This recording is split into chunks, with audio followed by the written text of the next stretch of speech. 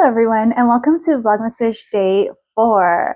I'm just about to have lunch. I made some kimchi fried rice today with yesterday's leftover rice. I'm having quite a lot of rice for lunch. I don't know if I'm gonna be hungry at dinner. I'm making pasta for dinner tonight. Fortunately, hubby can eat a lot of pasta, so if I'm not that hungry, he can eat the majority of it, which he will be very happy about.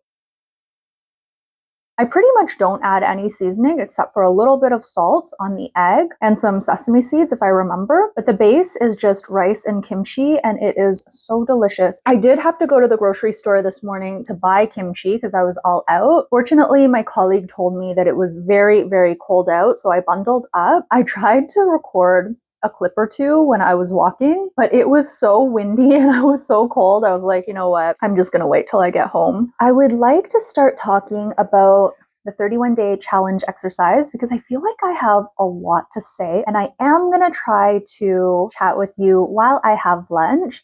So I'll just talk in between bites. Today's challenge exercise is called Your Attention Please, and it's all about the topic of media. I basically define media as any content that you pay attention to. So these are books or other things that you're reading right now, music or podcasts or anything else you're listening to, movies, TV shows, things that you watch. I also have a bucket called interacting with, and this is really anything that requires some sort of input from you. So these are games that you might play on your phone or on your computer. This can also be social media if you're posting or commenting. So interacting is when you're doing something rather than passively taking in the content. So today's exercise asks you how you've been engaging in these categories, what you've been essentially paying attention to. I jotted down quite a number of things. When I did the spread though, I wanted to keep it really simple. Because I have limited room, I decided to focus in on my favorites or things that have been really consuming a lot of my attention. But when I was making my notes this morning, there were actually a lot of things that came up for me in each of the 4 categories. Media is such a huge part of our lives. I think a lot of us spend a lot of time tuning into different forms of media. I want to go through each category and just chat about what I've been enjoying. In terms of reading, I have found my favorite author of the moment, and that is Becky Chambers. My entrance into her world was through Monk and Robot. This is a duology that I've already read twice, and I just posted my review of this book.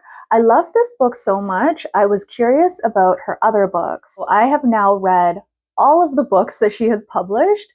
Besides Monk and Robot, she has 5 books. I will be purchasing them in the new year, and I'm very excited to read them again. I'd say I read mostly fiction this year, but in December, I usually don't read at all because of Vlogmas, but because I've been enjoying reading at the gym so much, I needed something to read, but I didn't want to read fiction. Instead, I'm reading nonfiction. I'm rereading this book right now, The Untethered Soul by Michael A. Singer. I loved this book when I first read it in April of 2022, but I listened to the audiobook back then, and reading it with my eyes is a different experience. I have been racking my brain trying to think of why that is. I'm still formulating my thoughts around that, so when I do this review, I will go into much more detail, but it is not hitting the same for me at all. I much preferred the first time I went through this book when I listened to it as an audiobook. So I got the idea to look for the audiobook and it was immediately available. So I borrowed it today, and when I went to the gym this morning, I listened to the audiobook while reading my physical copy. I want to try it a few more times before I decide whether that's something I enjoy doing. My hubby does that a lot with his books, and I know my sister does that too. I had already read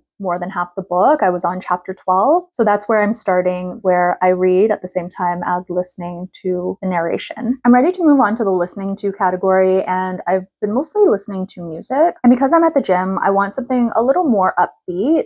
So I've been listening to a lot of Lady Gaga. Earlier this year, I was very much into Sabrina Carpenter. I think I listened to Short and Sweet every single day for months. And then when her new album came out, that one took me a little bit longer to warm up to, but but I was listening to that a lot as well. Oddly enough, this is a year where I am not into podcasts very much. Maybe it's because I'm not going for walks and I'm reading books at the gym, so I want music. But it's the first time since I first started listening to podcasts, probably in like 2015, 2016, that I haven't been that into podcasts. So for the past 10 years, I've been a pretty avid podcast listener. And this year, I've hardly listened to any podcasts. Next, I want to talk about things that I've watched this year. I track this in Google Calendar, very similar to the way I track the books that I read. These are all the movies we paid attention to. I don't include any of the movies that we play in the background when we're doing other stuff. So these are like sit down and pay attention to movies. A lot of them were in the theater because hubby loves going to the theater. It's probably one of his favorite things to do. I think the best movie I watched this year was Sinners, but the one that affected me the most was Bring Her Back. I was so disturbed by that movie. I was thinking about it for days, maybe even weeks after, and there are still scenes that replay in my mind. I think it's marketed as a horror movie, but it's more of a psychological thriller with supernatural elements. Those two are probably the standout films for me for this year, but I also jotted down some entertaining honorable mentions. Ballerina, I thought, was very, very entertaining. This was the latest installment of the John Wick series, but Keanu Reeves is only in it briefly. I also surprisingly loved Final Destination Bloodlines. I don't really follow that series. Hubby watches it and he enjoys it, but I thought the latest installment was fantastic. It was just so entertaining and so interesting. I've watched that movie twice already. The last honorable mention is pretty popular on Netflix right now, or it was like a little while ago. Hubby watched it and then he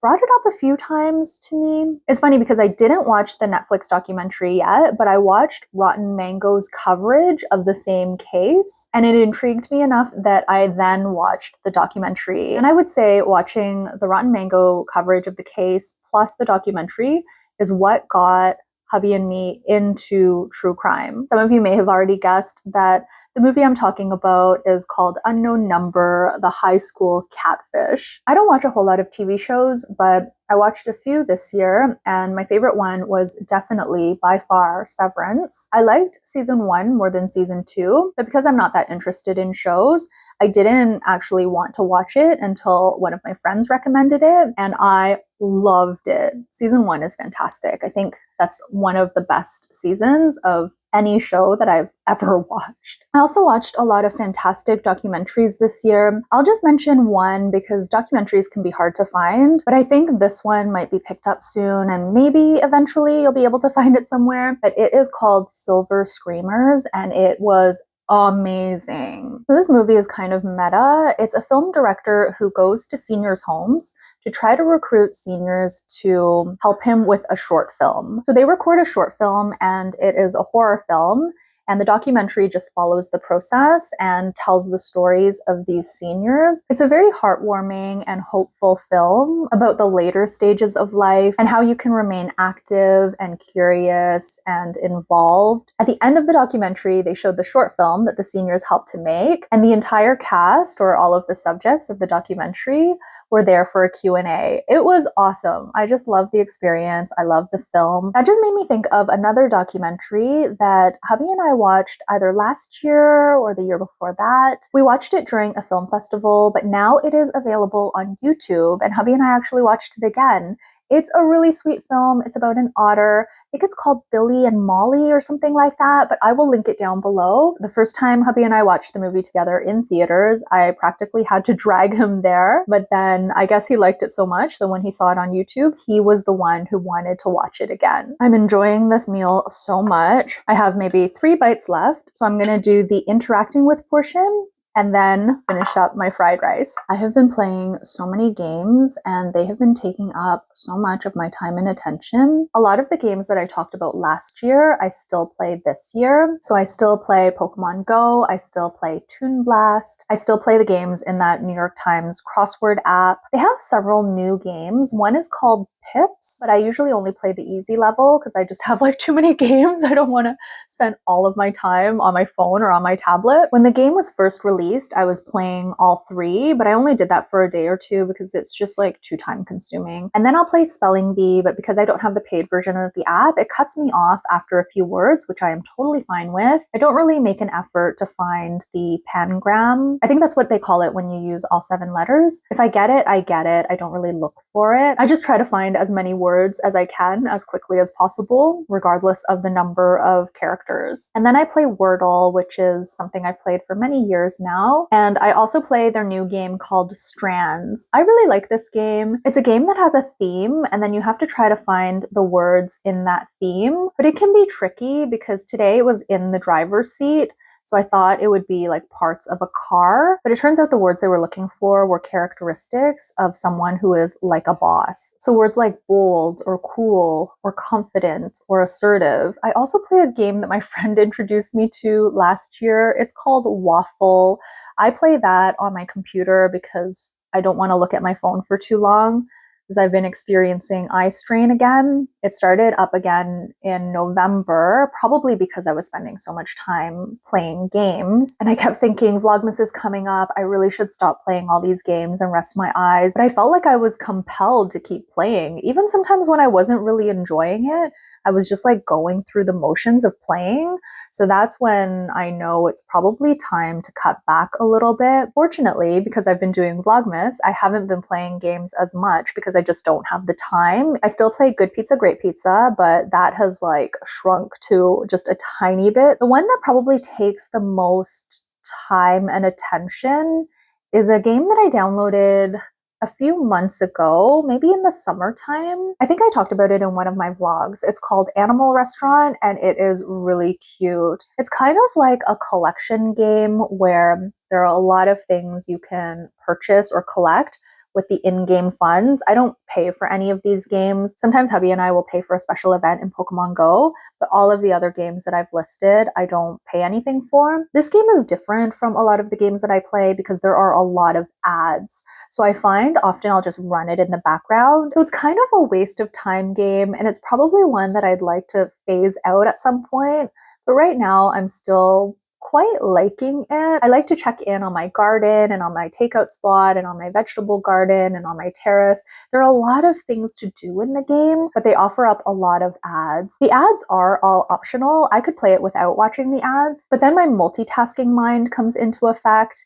And I think, well, since I'm editing a video, I might as well pull up Animal Restaurant and just click every once in a while to watch an ad so it's happening in the background while I'm focused on something else. But the occasional clicking still takes my attention away from what I'm doing. So I'm often a little bit more distracted and things take me a little bit longer than they would normally. So I think I would like to phase that game out at some point, or maybe just check in at certain points throughout the day and not just have it on in the background so much. But I'm still feeling a little bit drawn to it, so I'll wait and see.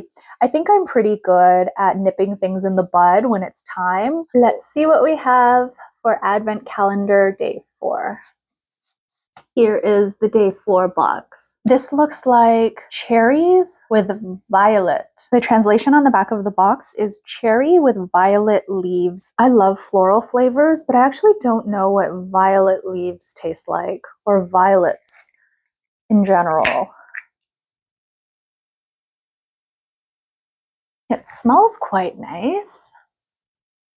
We actually have some of the Bonne Maman cherry jam in our fridge. This little pot of jam is surprisingly easy to finish, especially with hubby and me both eating it. I really thought that by Christmas we would have tons of jam left, but we have finished every little jar of jam since day 1. Oh. There's a nice tartness. It's got a flavor that I can't really explain. Maybe that's the violet leaves. Yeah, it tastes a little like the cherry jam that we have, but with like a little something different. It's quite good though. I like this one a lot. I keep forgetting to look at the little message inside the box. This one says Chantez Noël, which I think means sing Christmas. Hubby is home now and we are about to have dinner. My bowl of pasta. I'm surprisingly okay after the kimchi fried rice. I'm not hungry, but I'm not full, so I can eat a nice big bowl and maybe have seconds. Hubby brought home a huge cookie though, so maybe I'll rethink my seconds. He said he bought the biggest one. In past years, he probably would have bought us one each, but today we're gonna share. He said it's National Cookie Day today. So we have this for dessert, and I thought of one more thing in my interacting with category of media. I am doing Duolingo Spanish right now in preparation for our trip to Mexico. So I've been doing that for 2 months now since we booked the trip.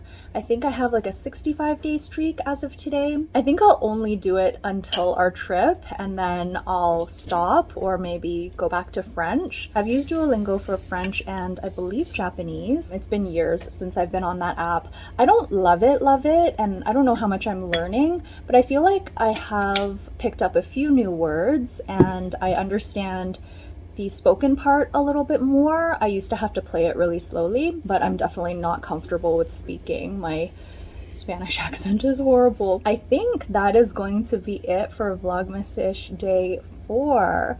Hubby still has to make his coffee and try the jam, so I may insert those little clips somewhere in this video. I also have to do my puzzle. I haven't done that yet. Once I do that, I will put an image of today's puzzles. That's going to be it for day 4, and I'll see you tomorrow for day 5. Bye!